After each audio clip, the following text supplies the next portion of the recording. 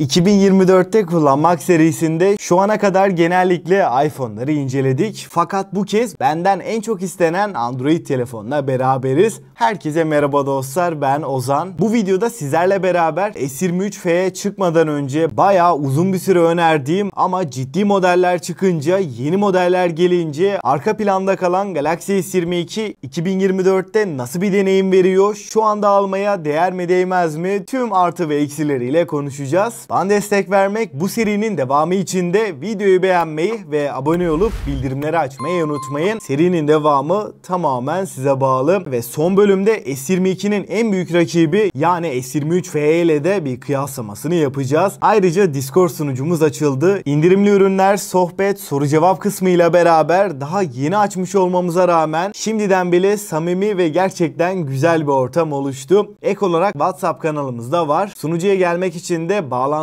aşağıda olacak. Şimdi S22'nin fiyatlarıyla başlayalım. 8 GB RAM ve 128 GB depolamayla şu anda S22'yi tam olarak 20.000 TL'ye alabiliyoruz. Fakat Avrupa'da şu an için S22 300 Euro, yani güncel olarak fiyat farkı net şekilde 2 kat ve fiyatla ilgili değerlendirmeyi son bölümde yapacağız. Şimdi tasarımla başlayalım. Tasarım noktasında Galaxy S22 ilk izlenim açısından çok şık bir şekilde karşımıza çıkıyor. Burada arka kapaktaki mat hissiyatı ve çerçevelerin alüminyum yapıya sahip olması da bu cihaza ciddi manada amiral gemisi deneyimi veren detaylar arasında. Bunun dışında ön taraftaki oldukça ince çerçeveler de bize daha güzel bir deneyim sağlıyor. Açıkçası Samsung burada tasarım bütünlüğünü ciddi manada korumuş diyebilirim. Galaxy S22 7.6 mm'lik kalınlığa ve 168 gramlık bir ağırlığa sahip. Kasa boyutunun küçük olmasıyla birlikte de tek elle kullanım kolaylığı açısından da oldukça müsait bir cihaz. Tasarım yapısı itibariyle bence Galaxy S22 kusursuz bir cihaz olmuş. 3.5 mm jack girişinin de burada olmadığını belirtmişken Galaxy S21'e kıyasla da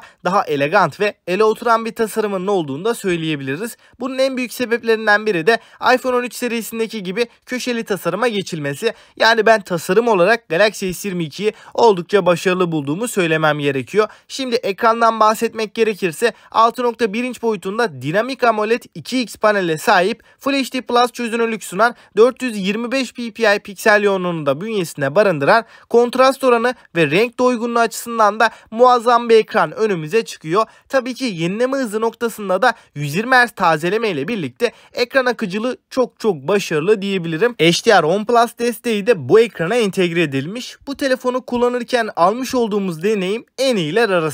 Parlaklık olarak da 1300 nit maksimum parlaklığa ulaşabiliyorken bu konuda da Galaxy S22 bize herhangi bir problem yaşatmıyor. Ekran kasa oranımızda %88.46 iken 6.1 inç boyutunda güncel olan tek Android cihazda diyebilirim. Yonga setine baktığımızda ise yani Snapdragon 8 Gen 1'i burada görebiliyoruz. Bu işlemcimiz 4 nanometre mimariye sahipken 8 GB RAM ve 128 GB depolama alanında bu sisteme eşlik ediyor. Maalesef ki herhangi bir hafıza kartı desteğimizden olmadığını da söyleyeyim. Geekbench 5'te bu işlemciyi test ettiğimiz zaman gayet yüksek bir skor alabiliyoruz. Fakat tabii ki Apple A15 Bionic Yonga'sı kadar üst düzey bir performansı bizlere veremiyor. Ancak Android ekosistemi içinde düşündüğümüzde en güçlü cihazlardan olduğunu da belirtmem gerekiyor. Burada her türlü oyunda en yüksek grafik ayarında 60 FPS kayıpsız bir şekilde oynayabiliyoruz. Uzun süreler PUBG oynadığımız zaman da telefonumuz net şekilde ısınıyor ama bu ısı elimizi rahatsız edecek düzeyde değil. Tabii ki de performans kaybı da kesinlikle yaşamıyoruz. Gayet akıcı, güzel bir oyun deneyimi verdiğini söylemem gerekiyor.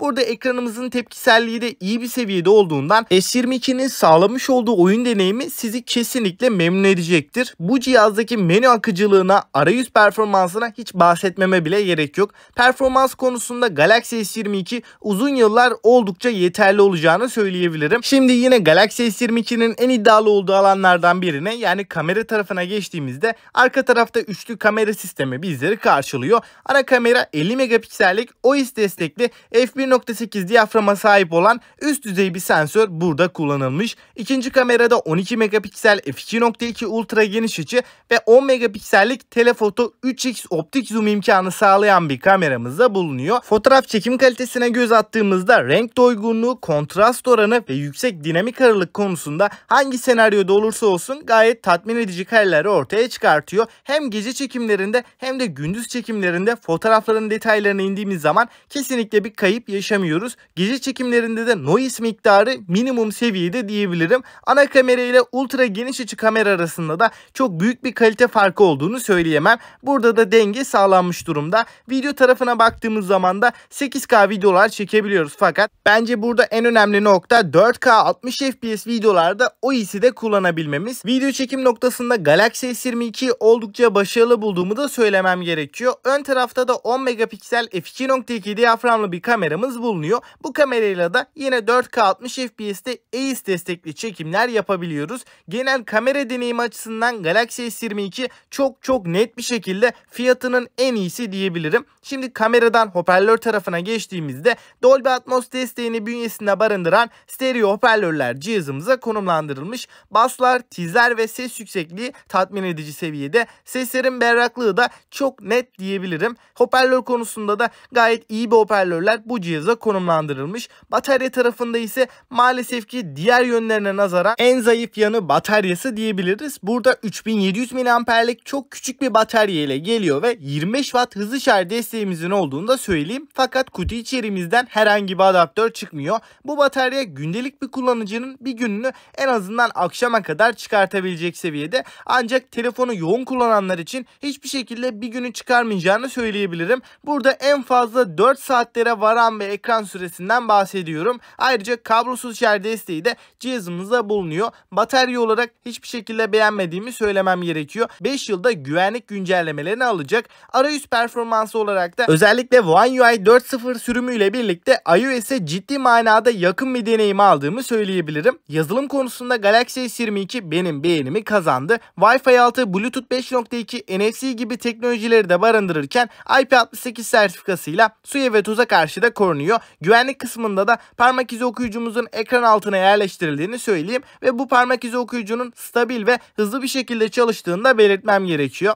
Dostlar, şimdi en önemli kısım yani deneyim ve değerlendirmeye geçtiğimizde açıkçası Galaxy S22'nin 3 önemli artısı, 2 de önemli eksisi var. Önce artılardan bahsedeyim. S22'nin bana sorarsanız en önemli artısı kesinlikle ekranı. 6.1 inçlik Full HD Plus ekranı, 120 Hz tazeleme ve dinamik AMOLED 2X panelle birleşince ekranın hem renk doğruluğu hem de akıcılığı gerçekten muazzam bir seviyede. Telefonu kullanırken, menüde, arayüzde gezinirken, güncel amiral gemilerini de ekran anlamında hiçbir şekilde aratmayacak seviyede ve gerçekten fiyatını oranla da düşündüğümde ekran S22'nin en güçlü yanı. İkinci artısı da kesinlikle kameraları. Özellikle ana kamerası halen günümüz için bile gerçekten çok başarılı. Fotoğraflarda renkler, kontrast oranı ve doygunluk yönünde değerlendirdiğimde ışığı iyi bir şekilde alırsak S23'e de ciddi manada yakın sonuçlar veriyor. Video kalitesi ve stabilizasyonda S23 FE ile başa baş seviyede ama kamerada S23 FE'den öne geçtiği bir nokta var. O da 3. kamera olan telefoto lens. Hem optik hem de dijital zoom tarafında S23 FE'den bariz şekilde önde. Ön kameralar ve video performansı birebir aynı. Yani kameralar genel deneyimiyle çok yakın ama zoom tarafını hesaba katarsak S22 önde. S22'nin 3. artısı da kesinlikle donanım. Evet, 8 Gen 1 ısınma konusunda biraz problemli bir işlemci diyebiliriz. Fakat özellikle de One UI 6.1 ile beraber One UI 6 ve 5.1'de olan telefonun gündelik kullanımda bile fazla ısınması tamamen kalkmış durumda. Tabi 4K video çekerken Genshin Impact gibi oyunlarda 43-44 dereceleri görebiliyoruz. Fakat bu boyutta ve 8 Gen 1 gibi bir işlemciye rağmen bu değerler kesinlikle kabul edilebilir. Yani söylendiği, forumlarda konuşulduğu gibi cayır cayır yanan bir telefon değil. 8 Gen 1'in performansını ve son güncellemelerle ısınma probleminin de çözüldüğünü düşünürsem donanımı S22'nin artı hanesine yazabilirim. Eksilere geldiğimizde de S22'nin kanayan yarası maalesef bataryası. 3700 mAh batarya, telefonu çok yoğun kullanmıyorsanız bile günde ortalama 4-5 saat ekran süreniz varsa akşama kadar idare ediyor. Ama benim telefon sürekli elimde. Oyun oynuyorum, sosyal medya kullanıyorum veya iş için mailler, görüşmeler için kullanıyorum diyorsanız, yani gün içinde telefon 6-7 saat elinizden düşmüyorsa kesinlikle gün içinde ikinci kez şarja takmak gerekiyor. Ve ikinci eksisi de 25 Watt hızlı şarj ve kutu içeriğinden herhangi bir adaptörün çıkmaması. Bunun dışında S22 aldığınızda hala memnun verimli edecek, bataryayı problem etmiyorsanız rahatlıkla kullanılabilecek bir cihaz. Fakat ben olsam artık bu fiyat bandında S22 almazdım. Çünkü hem S22'den 2 yıl daha fazla güncelleme desteği ve batarya performansıyla çok daha iyi olan ve S22 ile aynı fiyatları alabildiğimiz Galaxy S23 FE bana çok daha mantıklı geliyor. 13-14 bin bandına temiz, tamir görmemiş bir S22 almak daha mantıklı diyebilirim. Peki siz ne düşünüyorsunuz? Sizce S22 mi yoksa S23 FE mi? Görüşlerinizi mutlaka bekliyorum. Ve Discord sunucumuza gelmek için bağlantılar da aşağıda olacak. 2024'te kullanmak serisinin devamı da tamamen size bağlı. Ve bu videodan bu kadar diyelim. Ben Ozan ve sonraki videoya kadar